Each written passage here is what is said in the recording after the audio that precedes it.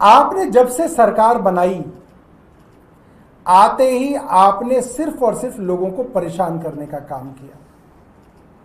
आपने गरीब, मजलूम, बेसहारा लोग जो मुश्किल से अपना रोजी रोटी कमाते थे, उनके ऊपर आपने बुलडोज़र चलाए। आपने सोचा नहीं कि उनके छोटे छोटे बच्चे कहाँ रहेंगे, धूप बरसात में कहाँ सर छिपाएंगे, किस स्कूल में पढ़ेंगे, आपने नहीं सोचा।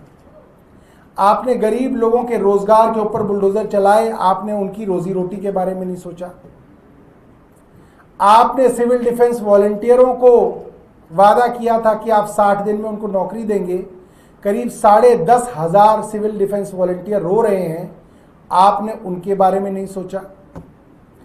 2,500 मोहल्ला क्लिनिक के अंदर लोग काम करते थे, आप एक एक करके मोहल्ला क्लिनिक बंद कर रहे हैं। आपने कहा आप उनको रोजगार देंगे, उनको भी धीरे धीरे से नौकरी से निकाला जा रहा है।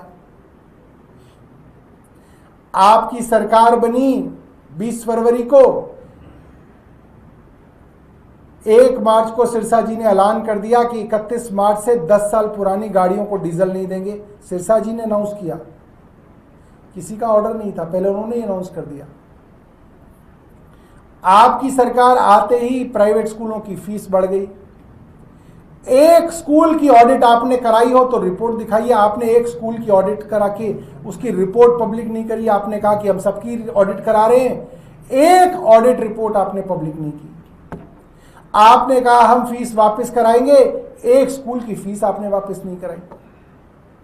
तो आपने जब से सरकार बनाई 6 महीने हो गए, आज 22 तारीख है, 20 फरवरी को सरकार बनी, 6 महीने पूरे हो गए सरकार को।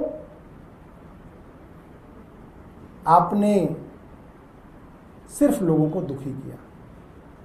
मैं मानता हूं कि रेखा गुप्ता जी को यह समझना चाहिए कि लोगों के मन में उनके प्रति इतना गुस्सा क्यों है।